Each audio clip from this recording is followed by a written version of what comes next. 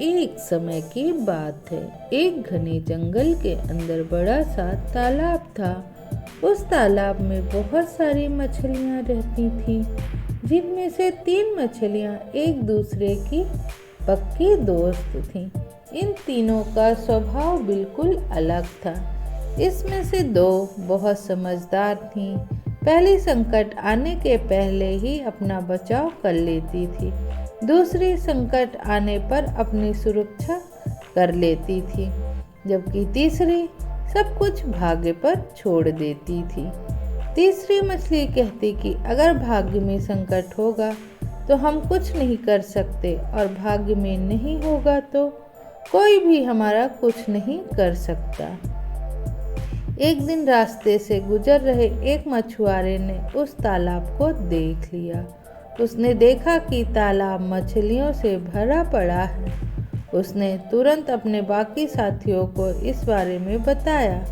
मछुआरे और उसके साथियों ने अगली सुबह यहाँ आने और उन मछलियों को पकड़ने का फैसला किया, लेकिन मछली ने मछुआरों और उनके साथियों के बीच की बात सुन ली थी। उसने तुरंत तालाब में रहने वाले सभी मछलियों को इकट्ठा किया और सारी बात बता दी। पहली मछली बोली कि हो सकता है कि कल मछुआरे आकर हमें जाल में पकड़कर ले जाएं। उससे पहले ही हमें यह स्थान छोड़ देना चाहिए। तभी तीसरे नंबर की मछली बोली कि अगर वो कल नहीं आए तो यह हमारा घर है, हम कैसे इसे छोड़कर जा सकते हैं। अगर भाग्य में लिखा होगा तो हम कहीं भी हो मारे जाएंगे, और नहीं लिखा होगा तो हमें कुछ नहीं होगा।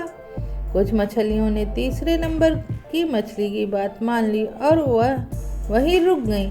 अन्य 2 मछलियाँ तीसरी मछली को समझाने में असमर्थ थीं, इसलिए उन्होंने बाकी मछलियों के साथ तालाब छोड़ दिया। अगले दिन मछुआरे और उनके साथियों ने अपना जाल डाला। जो मछलियाँ रह गई थी वो सभी पकड़ी गईं। जो मछलियाँ भाग गई थीं उन सभी की जान बच गई, और जो तालाब में रुक गई थी वो सभी मछुआरों द्वारा पकड़ ली गई। मछुआरों ने उन्हें एक टोकरे में डाल दिया, जहाँ सभी तड़प तड़प के मर गईं। तो कहानी से हमें सीख मिलती है कि हमें कभी भी भाग्य के भरोसे नहीं रहना चाहिए। संकट आने के पहले ही उससे दूर करने का उपाय सोचकर रखना चाहिए।